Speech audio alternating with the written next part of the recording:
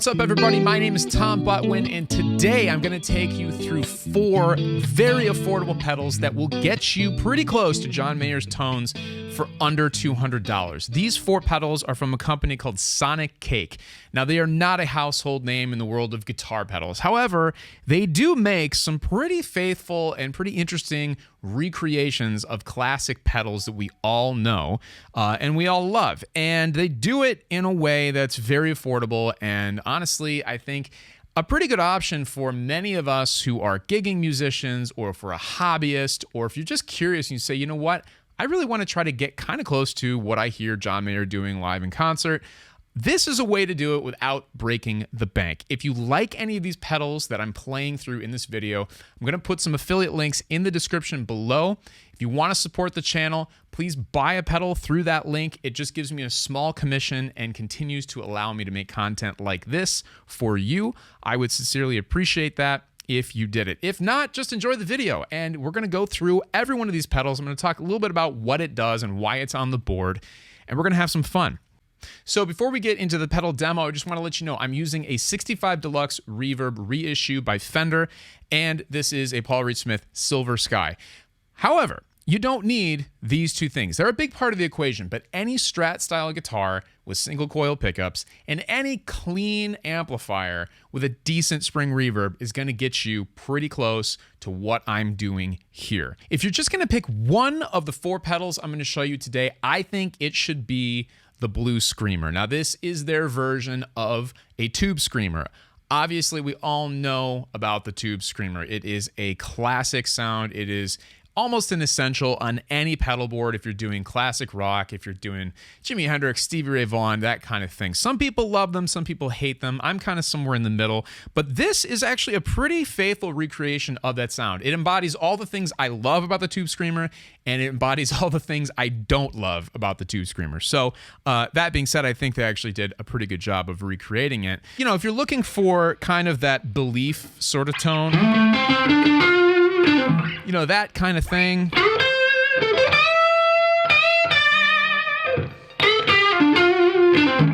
That sort of thing. I mean, it's going to get you there, and it's going to get you there in a relatively inexpensive way. If you were going to add a second pedal to your miniature John Mayer rig, I would add the Crybot. And the Crybot is an auto wah, and it functions based on your dynamic touch. So what I mean by that is if you hit the note softly, nothing really happens, it's kind of muffled. But as soon as you start to dig in, it actually activates the effect. Normally a wah-wah pedal, you'd be rocking it back and forth with your foot to cross that threshold from the more muffled bass side to the more harsh treble side. But instead of having to rock it back and forth with your foot, you've got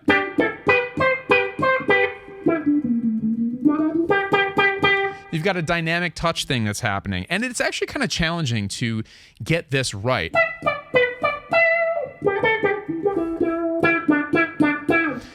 It's fun to play with, though. By far, this was the one I was most excited to try. So if you're going to pick 2 pedals, Blue Screamer, Crybot, I think that is the way to go. So if you're going to continue down the road here and you want to add a 3rd pedal, I would say go with the Cloud Chorus. This is just your typical chorus pedal.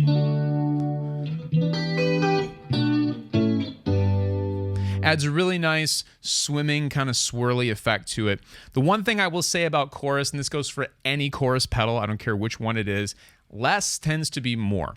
That's actually a good rule to apply with almost all of your pedals. Less tends to be more. Start with less and then add a little bit more if you need to. Because generally, most effects sound better when they are used sparingly. The Cloud Chorus is no different. I have this set pretty subtly, so you can get all those sob rock kind of tones, you know? That sort of thing. So the 4th and final pedal is perhaps the most subtle, maybe the least interesting. However, it is integral if you listen closely to John Mayer's tone. This is the Echo Rain. It's their version of an analog kind of tape delay sort of thing. I have it set to be almost not noticeable at all, but that's, I think, where you want it. So for songs like Vultures, where you're, you know, when you're playing, you don't necessarily hear it, but you can hear that repeat. Now, the cool thing is when you start to combine all these pedals, okay? So if I leave the Echo Rain on and I kick the Overdrive back on, now we're going to go back to that Belief thing. It starts to get kind of cool.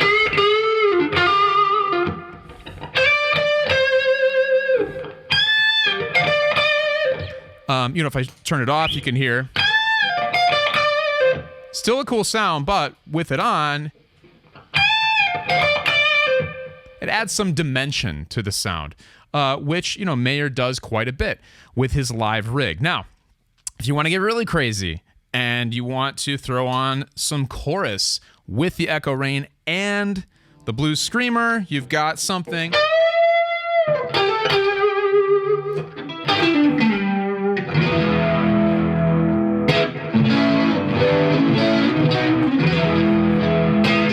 You got something that is being heavily used in the sob rock era of John Mayer.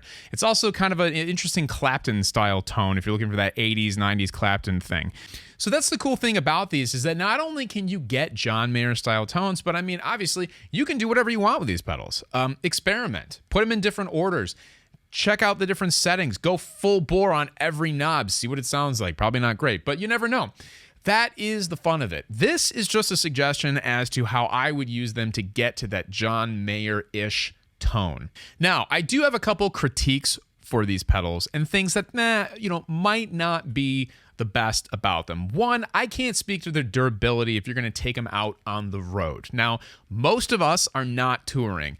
If we're doing anything, we're gigging weekend after weekend in a bar, in a restaurant, at festivals, doing whatever it is we do. And you might say, well, I don't know how durable they are in those settings. What if one goes dead? Well, that is a fair point. However, I will say for what these cost, you can actually have 2 or 3 waiting in your arsenal just in case one goes bad, and swap them out for the price of other pedals that do similar things. So, not ideal to have to carry around multiple pedals, but if you're looking for a backup or if you're worried about reliability, that is an option. The other thing I will say, and this is a problem with all mini pedals, is that they are small, they're close together, and when you have shoes on, you're trying to do the old pedal dance, it's very easy to hit 2 buttons at once. So that might be a spacing issue, but usually the point with miniature pedals is that you want as small of a footprint on stage as possible with your pedal board. And when you do that, it looks great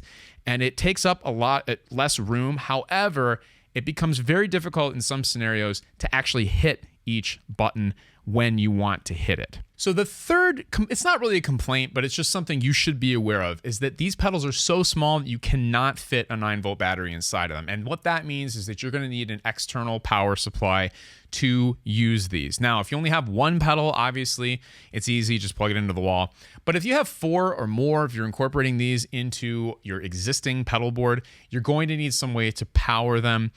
There are multiple ways you can do this. You can get all sorts of different adapters and power banks, and they even make batteries that have multiple outputs on them for pedal boards. It's up to you how you want to do it, but just be aware that you can't pull this out of the box like a typical Boss pedal, throw a 9-volt in it, put it on the floor, and just play through it. You are going to need some type of power being run to the pedal.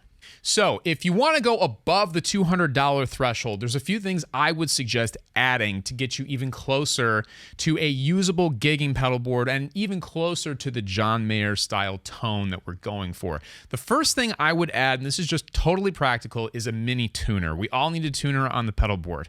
Obviously, these 4 pedals don't include a tuner. Now, if you use something like a Snark or whatever, obviously you can get away with not having one on your pedal board. But I would say it's a worthwhile addition. Now, Sonic Cake, as far as I know, does not make a tuner. Maybe they will in the future, but there are plenty of companies that make miniature tuners that would go well with these pedals. The other thing I would consider adding is another overdrive or some type of boost. In fact, I think you could get 2 Blue Screamers, set one for a higher overdrive and then set one closer to a clean boost or maybe just something with a tiny bit of drive. That is something that John Mayer does. He has, your Klon style overdrive, which is generally less dirty. Then he's got the Tube Screamer, which is much more dirty. And then he has a clean boost that he can kick on at any point that he wants to. So that's something I would explore also. I mean, you don't necessarily need 3 pedals like that.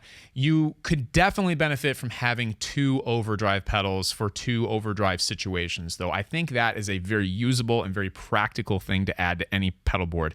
And it'll get you closer to what he does. Now, I put these in an order that I thought made sense. You can absolutely mess around with what order these things are in. As you know, if you're a guitar player, the order of pedals is always highly debated. It depends on the song, it depends on the situation, it depends on the rig. There's a lot of different options and many different approaches work. So, experiment, whether it's these pedals or pedals you already own or other pedals you're planning on buying. There are just endless options as to how you can use each one of them. So once again, if you like any of these pedals, please check out the links in the description below. Those are affiliate links. It helps support this channel so I can continue doing things like this, and I would sincerely appreciate it. If you want to help the channel in any other way, please always remember you can just subscribe and like. That's free, and it helps me like you wouldn't believe. If you want to go a step further, there are other links in the description, and there's now the super thanks, which YouTube provides if you want to help the channel monetarily that way. I sincerely appreciate you taking the time to watch this, and we'll see you next time.